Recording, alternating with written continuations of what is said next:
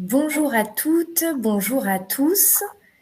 Bienvenue dans cette nouvelle matinale RSM. Alors pour ceux qui ne connaîtraient peut-être pas encore notre format et qui nous rejoindraient pour la première fois, les matinales RSM, ce sont des webinaires que l'on vous propose le vendredi matin sur un format de 45 minutes et qui nous permettent d'aborder l'actualité de vos entreprises en lien avec les différents et larges domaines d'expertise de RSM, social, fiscal, financier ou encore RH.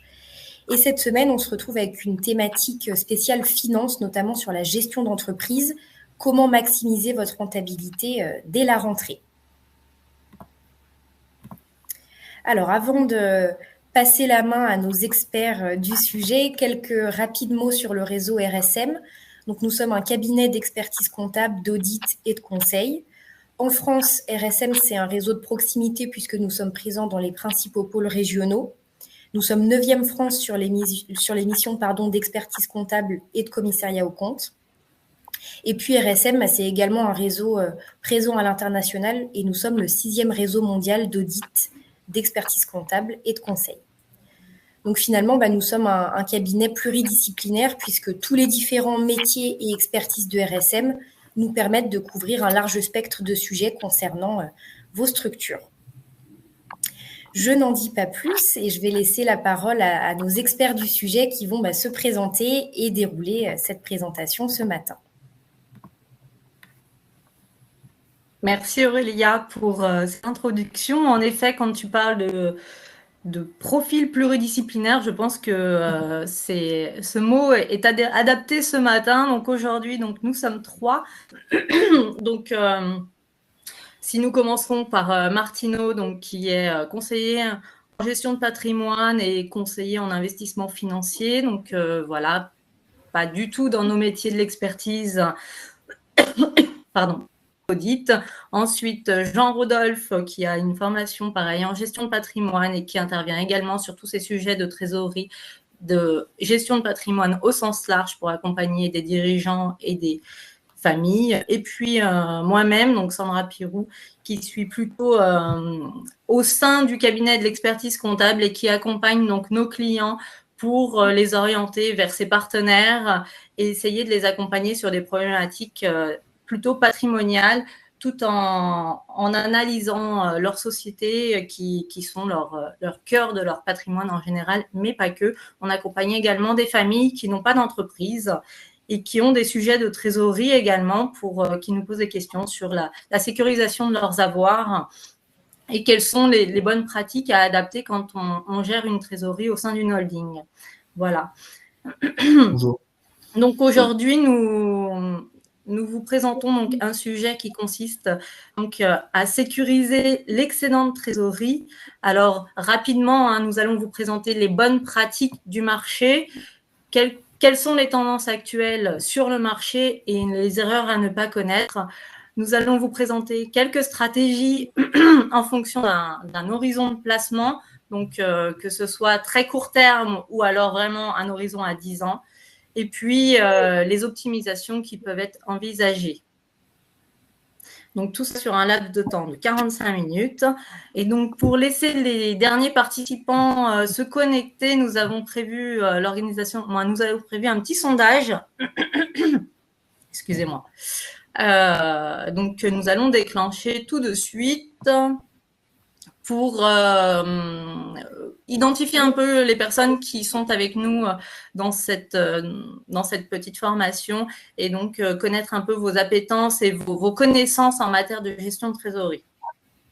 Donc, la première question va être, pensez-vous que la gestion active de la trésorerie consiste à, petit 1, s'assurer d'avoir un niveau de trésorerie à chaque fin de mois égal à au moins 3 mois de chiffre d'affaires?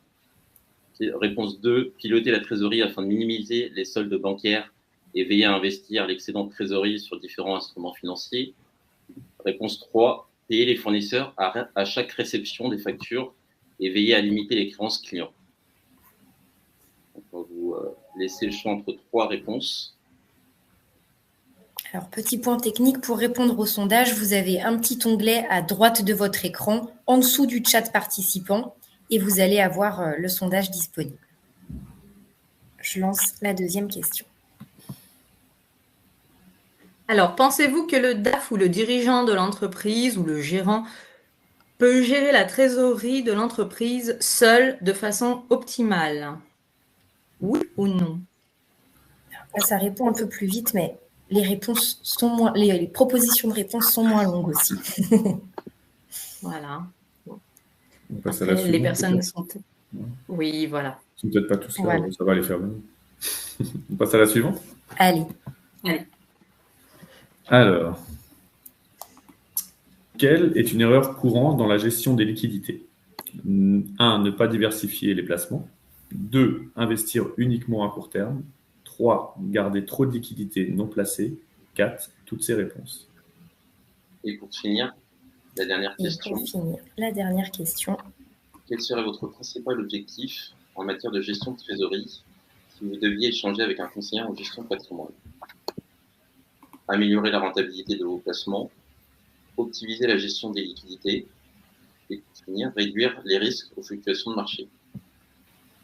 Nous allons commencer cette présentation par définir qu'est-ce que la trésorerie et sur quelle trésorerie aujourd'hui nous allons pouvoir échanger.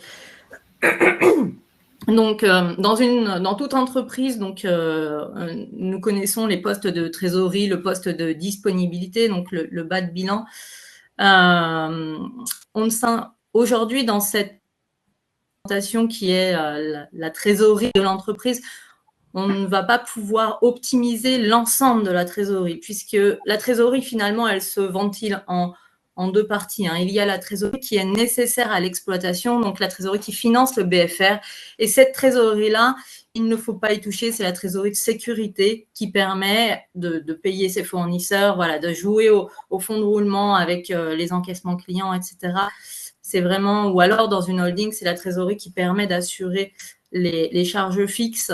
Donc cette trésorerie-là, on n'y touche pas, on la laisse voilà, sur des comptes disponibles, c'est la trésorerie liquide.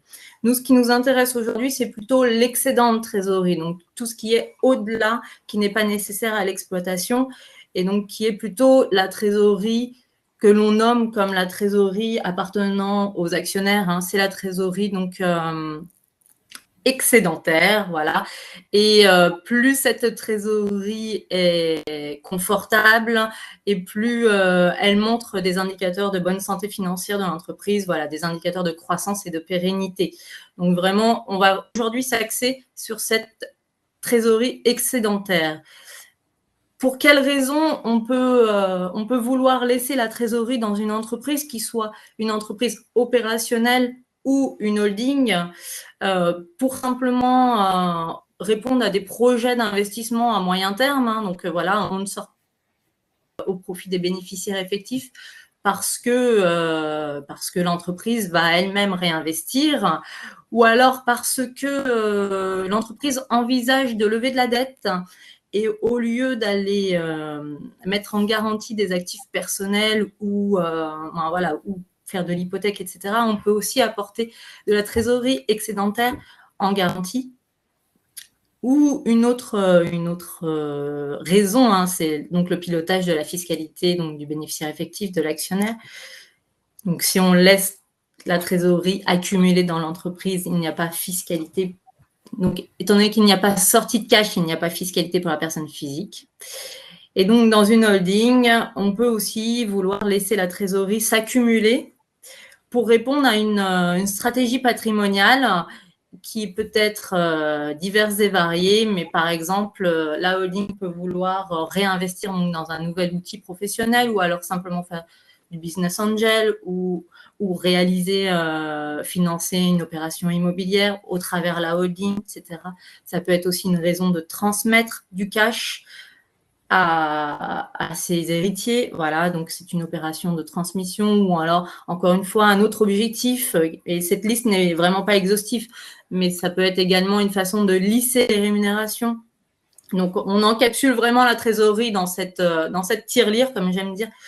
Et ensuite, on utilise cette trésorerie en fonction d'objectifs. On voulait quand même vous mettre le point sur est-il toujours bon de laisser la trésorerie dans une entreprise une entreprise opérationnelle, eh bien, il y a des pièges à éviter quand même. Hein. Donc, si une entreprise opérationnelle, une société opérationnelle a une trésorerie qui est supérieure à son BFR, à une trésorerie supérieure à la trésorerie nécessaire pour réaliser son activité au quotidien, cette trésorerie, finalement, ne sera pas éligible aux dispositifs de faveur qui puissent exister, soit en matière de Dutreil ou soit sur les plus-values en cas de cession des titres. Donc, il faut toujours être vigilant dans une société opérationnelle à laisser la trésorerie en adéquation avec le business lorsque l'on veut envisager une opération de restructuration. Voilà. Et c'est vraiment une question qu'on nous pose assez régulièrement. J'ai laissé toute ma trésorerie pour bien vendre mon entreprise. En fait, attention, il peut y avoir, ça peut être un piège. Voilà. Jean-Rodolphe, oui, je vais prendre la suite, effectivement. Comment on gère une trésorerie, que ce soit dans une entreprise ou dans une holding? Aujourd'hui, effectivement, le but, c'est d'avoir une gestion active en fait de cette trésorerie. Alors, quand on dit une gestion active, ça veut dire ça repose sur quatre petits piliers ou 4 petits points. Donc, le premier point, c'est l'optimisation des soldes. Donc, c'est-à-dire qu'il faut avoir toujours un suivi constant en fait des flux entrants et sortants pour éviter soit d'avoir un excès ou alors pire, un déficit. Bon, là, on est dans le cadre d'un excès. Donc, effectivement, c'est le premier point.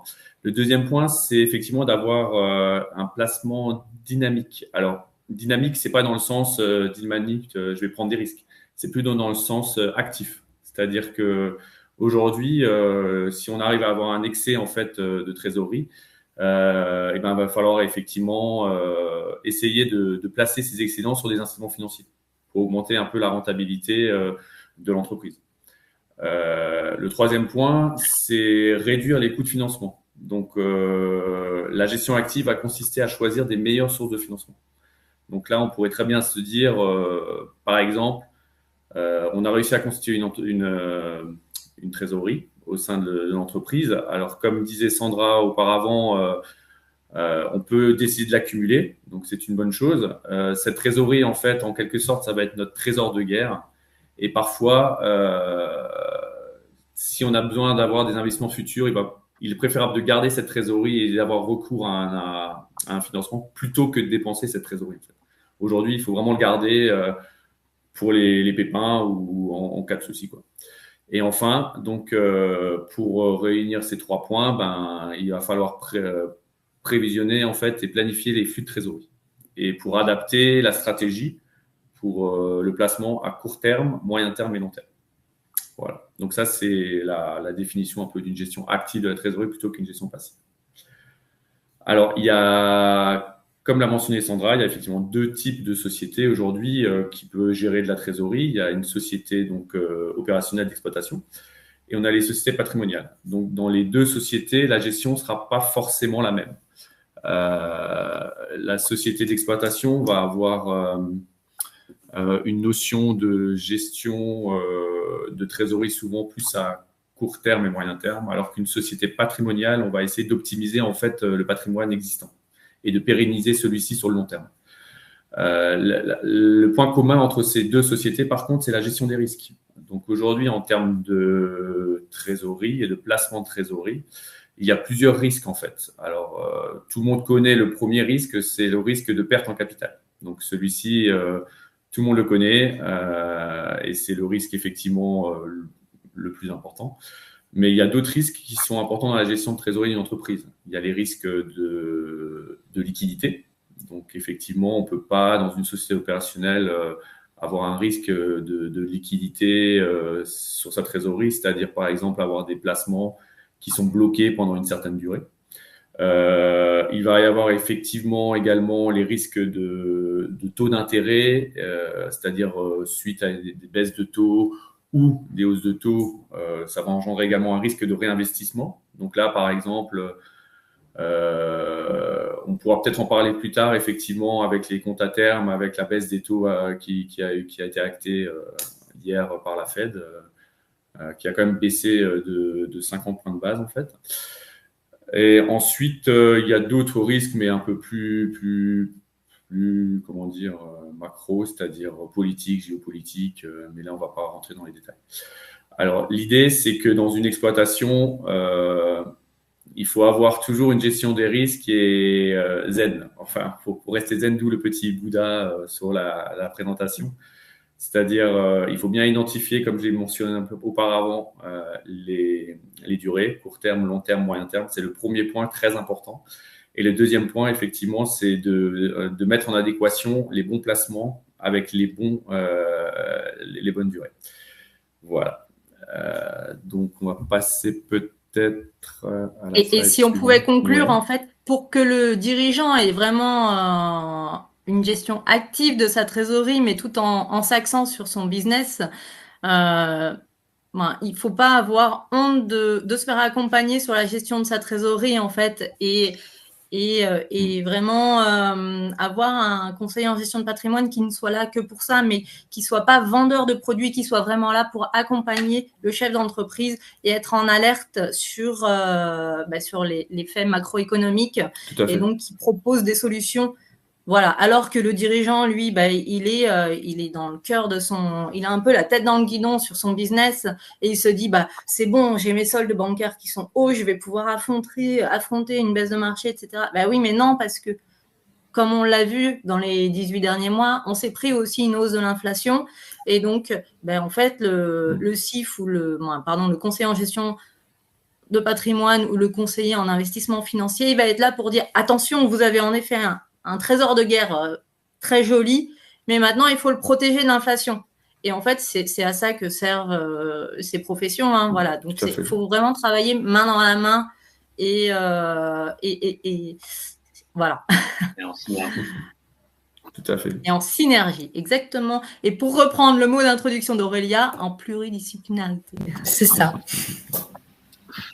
Donc, l'organisation de sa trésorerie d'entreprise, ça concerne tout type de société, mais nous avons voulu, lors de cette matinale d'aujourd'hui, faire un focus également sur des organisations à but non lucratif qui n'ont pas pour objectif de générer des profits. L'indicateur qui nous semble primordial à mettre en place dans le cadre de ces organisations est une charte d'investissement. Il est important de définir en amont la politique d'investissement de l'organisation à but non lucratif. Donc, ça rejoint un petit peu ce que Jean-Rodolphe vient de nous évoquer. On a 5 piliers à avoir en tête lorsqu'on souhaite placer l'excédent de sa trésorerie dans le cadre d'une organisation à but non lucratif. Je vais même aller un petit peu plus loin qu'une gestion uniquement active. Il faut avoir une gestion proactive.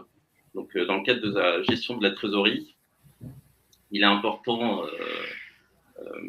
de tenir des reportings réguliers, c'est-à-dire de gérer les flux entrants et les flux sortants de sa trésorerie, et également d'avoir un reporting de ses placements, avec la fiscalité qui s'y joint pour mieux suivre l'ensemble de ces contrats.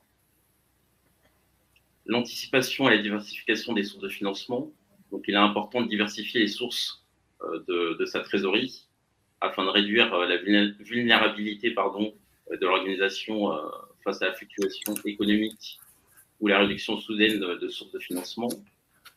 Il faut être en conformité avec la raison sociale de l'organisation à but non lucratif. Donc, il est important d'avoir un audit juridique régulier pour être conforme avec la stratégie de la charte d'investissement. Donc, il est important, par exemple, pour certaines organisations, de ne pas investir dans l'armement, le financement, le nucléaire, et d'être éventuellement plus sensible à des investissements qu'on appelle ESG, environnementaux, sociaux et de gouvernance. Il faut faire attention, lorsqu'on a une gestion de trésorerie proactive, de gérer les imprévus. C'est-à-dire le fait de disposer je reprends l'expression de Sandra, d'un trésor de guerre, entre guillemets, de bien le placer sur différents horizons. Donc, sur du court terme, moyen terme, long terme, en ayant une stratégie de diversification sur ces 3 durées d'investissement. Et pour finir, l'optimisation des ressources financières. On constate, lorsqu'on fait un audit de l'ensemble des portefeuilles financiers de certains clients, et on souscrit des contrats il y a déjà plusieurs années, il n'y a pas d'analyse des coûts. Donc, on peut aussi optimiser la gestion de sa trésorerie en ayant recours à un audit des frais, de solliciter les compagnies d'assurance ou les compagnies bancaires pour renégocier ces différents frais et obtenir dans un contexte où nous avons eu des rendements sur les fonds en euros relativement élevés, des bonus. L'autre point important à évoquer ce matin, vous pouvez détenir des actifs immobiliers qui ne génèrent pas de revenus, et donc il est important de faire des arbitrages de vos portefeuilles, de se dire est-ce qu'il est toujours pertinent de conserver ces actifs immobiliers et éventuellement envisager de les basculer sur des produits financiers ou inversement. Donc notre accompagnement aussi peut être important dans le cadre de cette gestion active de votre trésorerie. Et c'est vrai que nous, en tant qu'experts comptables, donc, on côtoie de nombreuses associations, donc, ou fonds de dotation, ou fondations, etc. On voit bien la générosité donc, des donateurs, hein, et que ces organisations ont une trésorerie toujours à un niveau excédentaire. Et en fonction des projets donc, dans lesquels elles reversent, la trésorerie peut être accumulée pendant un certain laps de temps. Et on fait toujours le même constat. Finalement, la trésorerie n'est pas gérée, en fait, puisque le but non lucratif finalement freine le bureau à investir en bourse, etc. Du coup, il n'aborde pas du tout ces sujets. Et on a eu l'opportunité d'accompagner une association avec Martineau où finalement, la Cour des comptes leur a demandé d'avoir une meilleure gestion de leur trésorerie, puisque finalement, avec l'inflation, avec les projets d'investissement qu'ils avaient, etc., ils avaient pour mission de devoir gérer leur trésorerie. Ouais, comme je le disais en introduction, leur objectif n'est pas de générer des profits. Donc, ils ont pour habitude d'accumuler la trésorerie et de ne pas avoir une réflexion de placer cet excédent de trésorerie. Donc, malgré le fait de ne pas avoir un objectif de rendement, on peut rechercher à limiter l'impact de l'inflation sur cet excédent de trésorerie. Et ce qu'on a également constaté dans ce dossier, mais dans toutes les associations, c'est un peu la même chose, c'est qu'en fait, donc le président, le trésorier, etc., ne sont pas des gestionnaires ne sont pas des chefs d'entreprise, hein, ou alors ils n'ont pas leur temps consacré que à cette organisation-là. Et donc voilà, ils la laissent un peu de côté. Et on a des coûts qui sont pratiqués sur ces organisations qui sont démentiels. Et donc ça peut être aussi notre rôle, chasser les coûts en fait des institutionnels qui gèrent la trésorerie de façon courante. Voilà, ou alors d'aller chercher des bonus, comme le disait Martineau dans sa présentation. Voilà la raison pour laquelle nous souhaitions faire un focus sur les organisations à but non lucratif. Donc, la gestion active. Et sinon, une synthèse. Oui, voilà, tout à fait, une synthèse de la gestion active de la trésorerie. Donc, c'est un levier stratégique pour pérenniser toute organisation dans le cadre de sa gestion.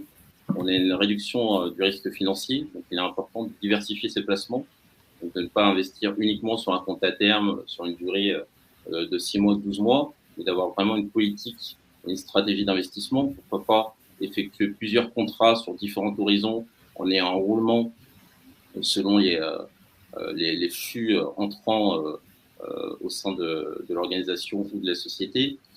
Comme je le disais il y a quelques minutes, lutter contre l'érosion monétaire. Donc, on a eu un pic de l'inflation.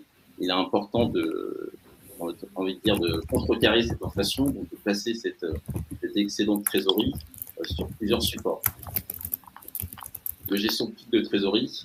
Donc, certaines organisations ou même entreprises peuvent avoir au cours de l'année des flux entrants importants et qu'ils n'auront pas besoin à court terme ou à moyen terme. Donc, on peut placer ce type de trésorerie sur différents horizons, donc sur 3 mois, 6 mois. On va l'évoquer lors de la suite de cette présentation. Anticiper les périodes de crise, donc avoir une solide trésorerie permet de réduire le risque lorsqu'on a une baisse des subventions, des dons. Et l'autre point qui est très important, c'est dans le cadre des organisations non lucratives, elles sont très sensibles à l'investissement éthique et responsable. Donc il y a des fonds disponibles sur le marché qui respectent ces critères. Vous avez par exemple des comptes à terme ESG, donc des comptes à terme qui prennent en compte cette politique. Vous avez des fonds également, et vous avez ce qu'on appelle des fonds impact positif qui vont réellement investir en ayant un impact dans l'économie réelle, sur l'environnement, sur la scolarité des enfants, sur la lutte contre l'harcèlement et différents... Inclusion, nos JO. Exactement, Sandra, tu fais bien de le préciser, sur l'inclusion aussi également. Donc, pour finir, on a voulu nous faire aussi un petit focus sur le marché. Donc, Jean-Rodolphe l'a évoqué, on vient de connaître une nouvelle baisse de la Fed, une toute première baisse, de la Fed de 0,5 points, qui emboîte le pas de la BCE qui a baissé depuis le début d'année 2 fois les taux, de 0,25 une première fois et une seconde fois de 0,25. Donc, on peut se demander quel est l'impact de cette baisse des taux sur les différents placements.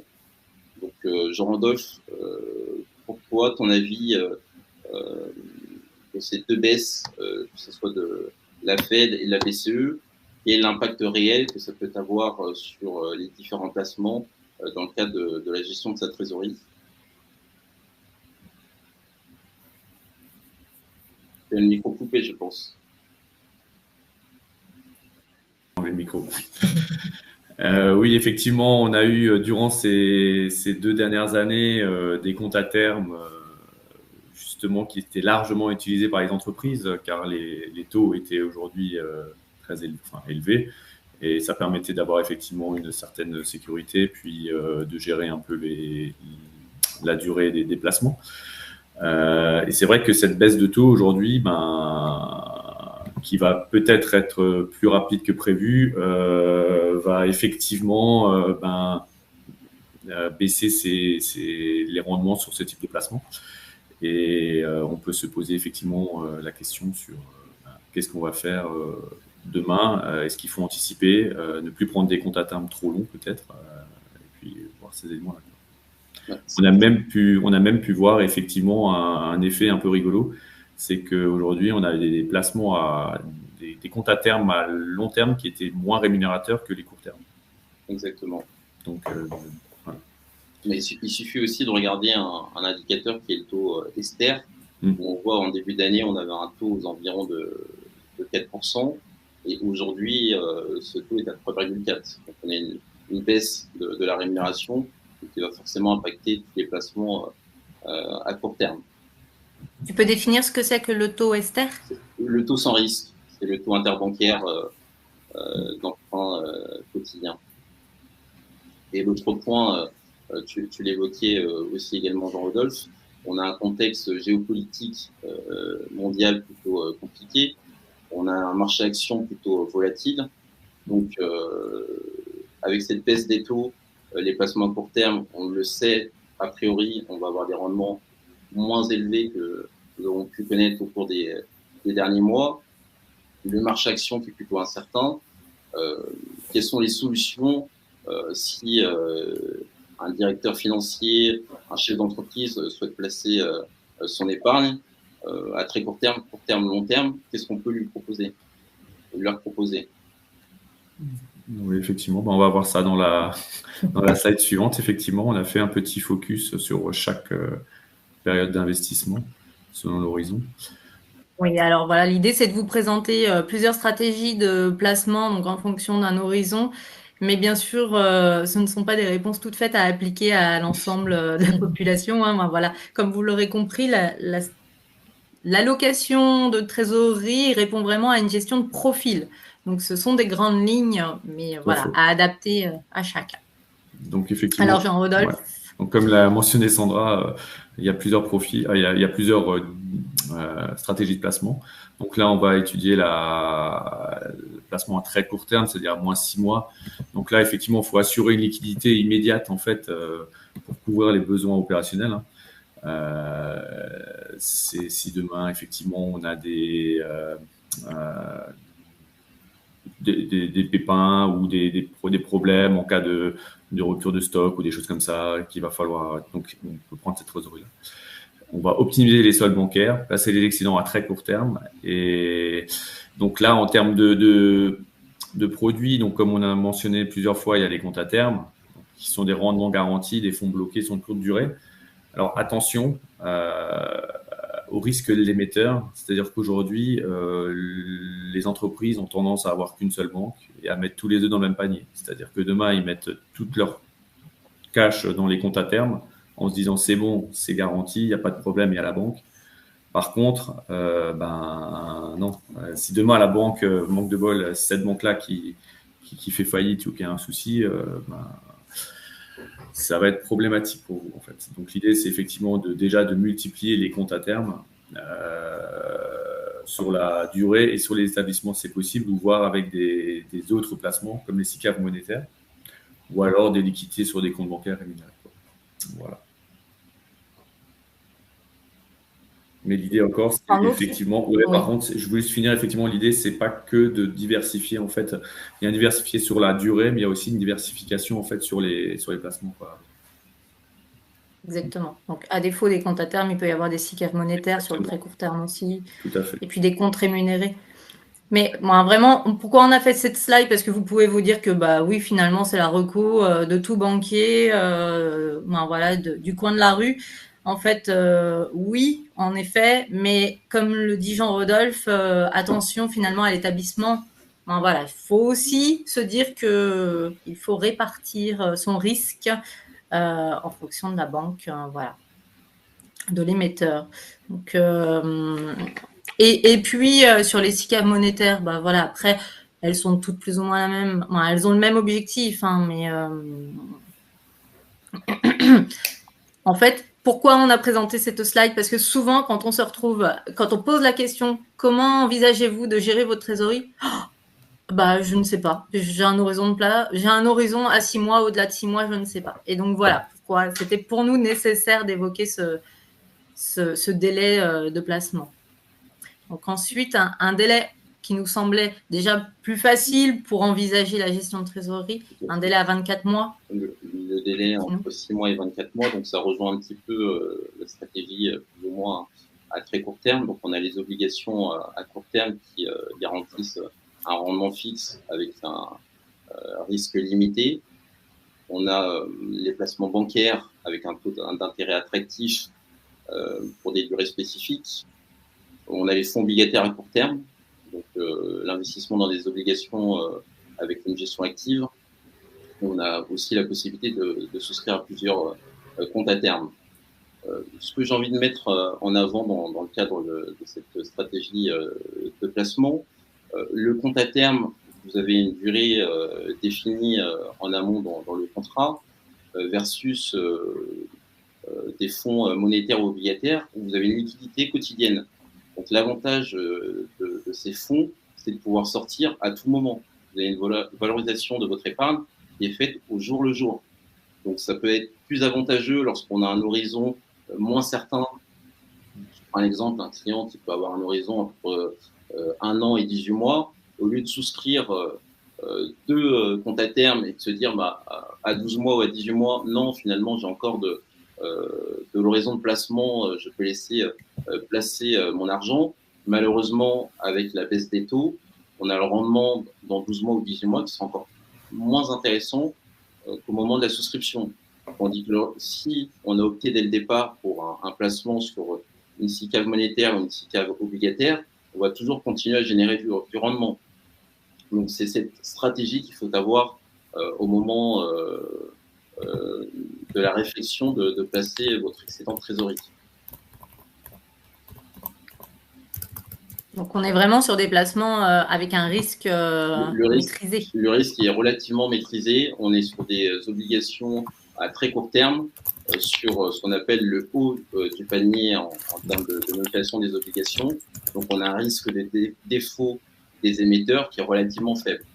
Donc, le risque zéro n'existe pas, bien entendu, mais vous avez un panier de plusieurs sociétés. Donc, le risque est dilué au sein de ces différents fonds. Et pour reprendre les différents risques qu'avait évoqué Jean-Rodolphe dans une précédente slide, là, sur ces supports-là, on n'a pas de risque de volatilité. Ouais, parce qu'on ne peut pas se permettre d'aller sur de la volatilité sur un horizon de placement maxi de 2 ans, quoi. Tout à fait. La volatilité est maîtrisée, est encadrée. Donc, on sait très bien que avec un contexte de marché aujourd'hui qui reste toujours favorable malgré la baisse des taux aux fonds obligataires, aux fonds monétaires, on peut générer du rendement. On a des fonds, je prends un exemple monétaire, je vous disais en introduction, où on a un taux Ester à 3,4 aujourd'hui. On peut aller rechercher un rendement supérieur à ce taux sans risque, entre 0,5 et 1% de plus en termes de rendement. Tout à fait. Donc, c'est des stratégies à avoir en compte. On l'a vu au cours de l'année 2023, la majorité des dirigeants, des DAF, pour se faciliter la tâche et ne pas avoir, entre guillemets, une réflexion, j'ai envie de dire, poussée en termes de gestion de sa trésorerie, d'opter sur la facilité, la souscription d'un compte à terme sur 12 mois, 24 mois. On n'en parle plus en pensant qu'on a fait le nécessaire. C'est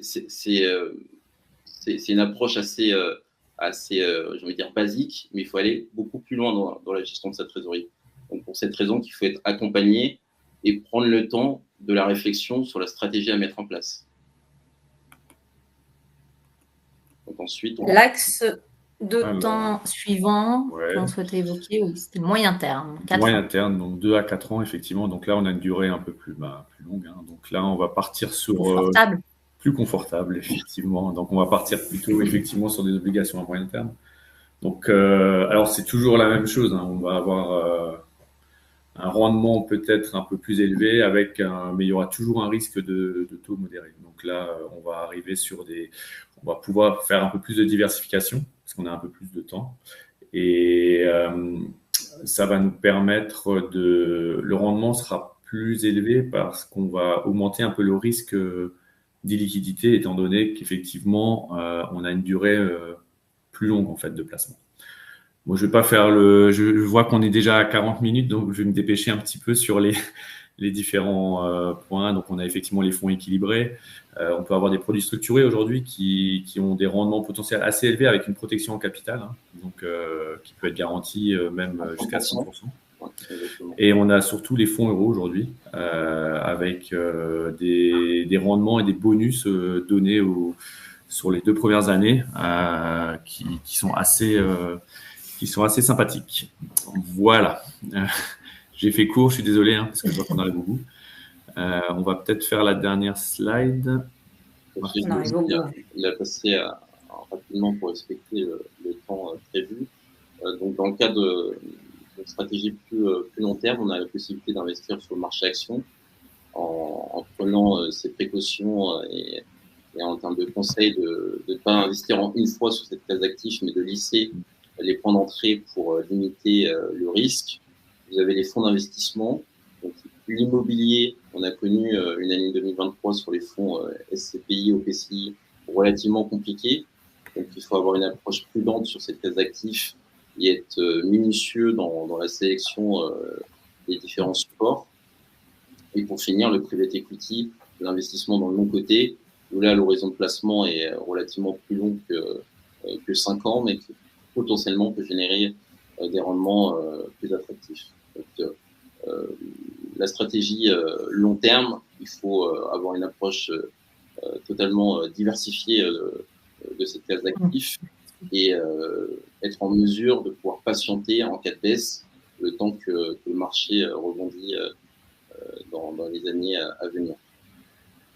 Voilà pour finir sur les différentes stratégies qu'on peut vous présenter aujourd'hui. Donc, on voit bien, on a 4 horizons de temps différents, 4 stratégies complètement différentes parce que la notion du risque est complètement différente à chaque fois. Donc, voilà. Et je précise bien, rien n'empêche un dirigeant qui a une stratégie long terme d'avoir plusieurs poches au sein de son portefeuille, une stratégie court terme, un peu d'une stratégie moyen terme et 10 ou 15% sur une stratégie long terme. Il faut une vraie gestion active en fait de la trésorerie. Tout à fait. Exactement. Alors ensuite, donc on n'a plus beaucoup de temps pour les questions. Voilà, on n'a pas beaucoup de temps. Il n'y avait pas de questions de toute façon. Donc, on a été clair. Les planètes sont alignées, vous avez été parfaitement clair. Donc, l'idée de ce temps de questions-réponses, c'était aussi de vous partager quelques trucs et astuces dans la gestion de trésorerie. Voilà, donc on avait imaginé quelques petites questions pour commencer, vous laisser le temps de rédiger si toutefois il y en avait. Par exemple, existe-t-il des obligations préalables pour réaliser des placements au sein d'une entreprise, au sein d'une société? L'un de vous deux? Oui, depuis 2018, on a l'obligation d'avoir un LEI. Donc, il est important de faire cette démarche administrative avant d'envisager tout placement financier. Attention. Pardon. Vas-y. Non, je voulais rebondir aussi. Il faut faire attention à l'objet social de la société. Hein. Souvent, avant d'investir dans certains supports, bien vérifier qu'on est en adéquation avec l'objet social. Hein. Oui, parce qu'on devra soumettre les statuts auprès de la compagnie qui recevra les fonds. Et donc, voilà, autant les préparer en amont. Et concernant le LEI, il existe des arnaques. Donc, c'est le site de l'INSEE qui est référencé pour obtenir le numéro LEI. Et il faut savoir qu'il a une durée de vie donc de 3 ans, puis renouvelable. Voilà. Donc, il faut le faire soi-même ou demander à son conseiller de le lancer. Et ça sera cette même personne qui le renouvellera pour continuer l'allocation d'actifs. Ensuite, deuxième question, est-il possible de débloquer un compte à terme souscrit en 2022 pour une durée de 4 ans? Donc, ce qu'on a beaucoup vu là dans les différentes sociétés qu'on accompagne, donc vous le disiez vous-même, hein, il y en a beaucoup partout. Est-ce qu'on peut les débloquer? Oui, alors il y aura des pénalités souvent, mais c'est ce que j'expliquais avant, il y a les risques de réinvestissement. Donc aujourd'hui, parfois, il est bon peut-être d'avoir une stratégie un peu différente que d'avoir juste une stratégie basique, comme disait Martino, à utiliser des comptes à terme et se dire, bon, bah, je suis tranquille pendant 4 ans. Non, peut-être pas. Donc voilà, mais c'est possible et c'est même, je pense, parfois nécessaire. Ça revient à ce qu'on disait, c'est d'avoir une gestion proactive, c'est-à-dire pouvoir réaliser des arbitrages éventuellement et réallouer votre allocation au contexte de marché et au rendement potentiel que vous pouvez obtenir aujourd'hui. L'opportunité de 2022 n'est plus celle de 2024-25. Tout à fait. Et ensuite, quand on est en société, on est souvent à l'IS. Donc, est-ce qu'il y a des placements à privilégier en fonction de fiscalités différentes?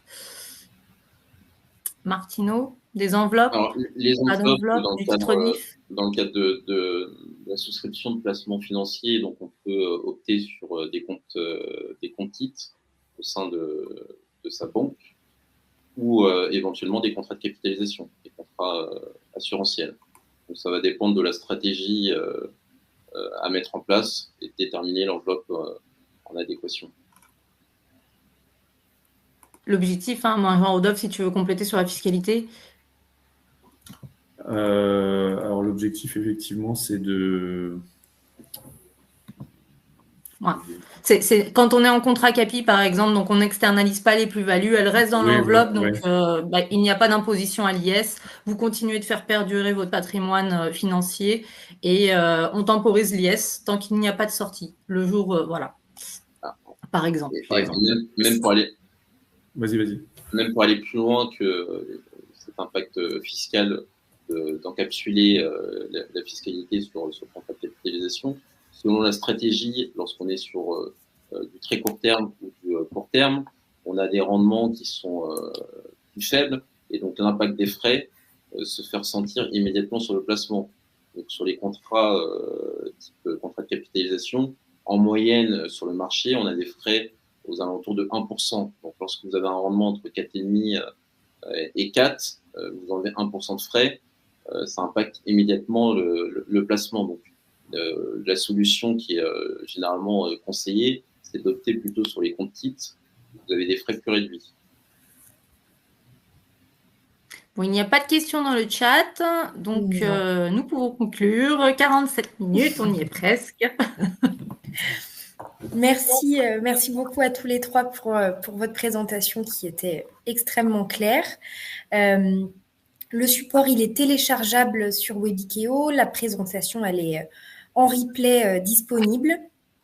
Manon vous a mis aussi dans le chat un lien afin de nous demander un rendez-vous avec nos experts si jamais vous souhaitez évoquer vos situations plus personnelles et spécifiques. Comme le disait Sandra, effectivement, on vous donne des grands conseils, mais c'est à adapter en fonction de vos situations et de vos entreprises. En tout cas, vous avez le contact de nos experts sur le support et il nous reste à vous souhaiter une excellente journée et à vous dire à bientôt. Merci beaucoup à tous. Merci beaucoup. Merci. Bonne fin de semaine à tous, bonne journée. Merci, à bientôt. Au revoir.